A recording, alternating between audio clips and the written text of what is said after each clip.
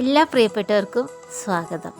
ഇന്ന് നമുക്ക് എല്ലാവരുടെയും പ്രിയപ്പെട്ട ഭട്ടൂര എങ്ങനെയാണ് ഉണ്ടാക്കുന്നതെന്ന് കാണാം.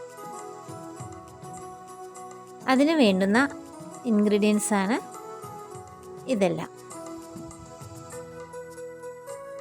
അതിനായി ആദ്യം നമുക്ക് ഒരു ബൗളിലേക്ക് 2 കപ്പ് മൈദ എടുക്കാം.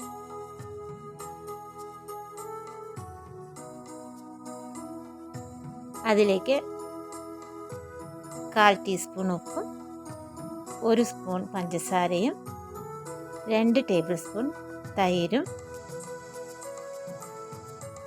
1 ടേബിൾ സ്പൂൺ ഓയിലും ചേർക്കാം. അതിനുശേഷം 1/4 ടീസ്പൂൺ ബേക്കിംഗ് പൗഡർ കൂടി നമുക്ക് ചേർക്കാം. എന്നിട്ട് ഇതെല്ലാം കൂടി ഒന്ന് കൈകൊണ്ട് യോജിപ്പിക്കാം.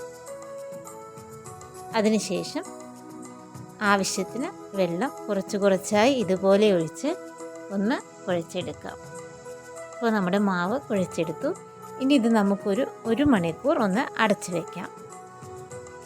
1 മണിക്കൂറിന് ശേഷം എടുത്ത് ഇതുപോലെ 2 കപ്പ് മാവിൽ നിന്നും ഒരു 5 ബോൾസ് ആക്കി. ഇനി നമുക്കതൊന്ന് പരത്തിയെടുത്തു. ഈ ഒരു കനത്തിൽ വേണം പരത്തിയെടുക്കാൻ. അതിനുശേഷം നമുക്ക് 4 മുറിച്ചെടുക്കാം.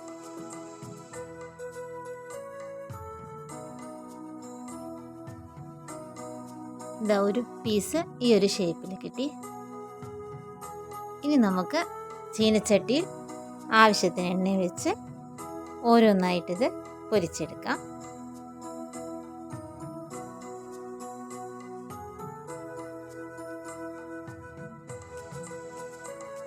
ഒന്ന് പ്രസ് ചെയ്ത് കൊടുക്കണം.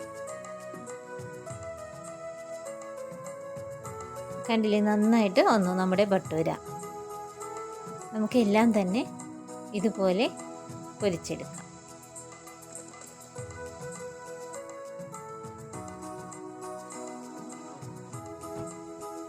ഭട്ടൂര ഇങ്ങനെ ചെയ്യുമ്പോൾ വളരെ എളുപ്പത്തിൽ നമുക്ക് ഉണ്ടാക്കിയെടുക്കാൻ പറ്റും.